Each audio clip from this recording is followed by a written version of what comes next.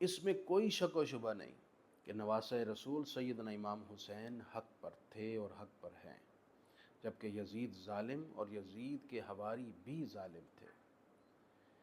ان ظالموں نے یہ سانحہ بپا کر کے ایسا خوفناک جرم کیا اور امت کے ساتھ زیادتی کی جس کے نقصانات آج تک امت اٹھا رہی ہے۔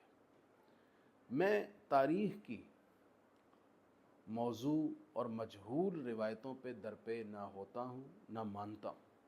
قرآن اور سنت وہ اتھینٹک اثاثہ ہے جس میں شک و شبہ کوئی نہیں، اور قرآن و سنت کی تصریح کے مطابق سیدنا امام حسین ہی حق پر ہے۔ یہ جو آج کل گفتگو کی جاتی ہے یہ امت کے ساتھ زیادتی ہے۔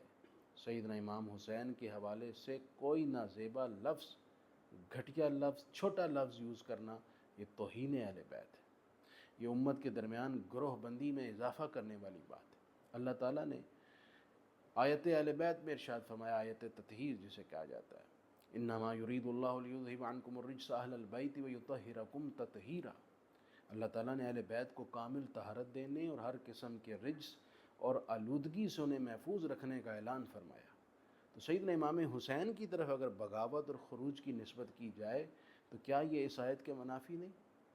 کیا اللہ تعالیٰ کی تطہیر اور اللہ تعالیٰ کی طرف سے ہر باطنی آلودگی اور نجاست سے ان کو محفوظ رکھنے کا وعدہ اتنا کمزور تھا کہ اتنی جلدی ٹوٹ گیا؟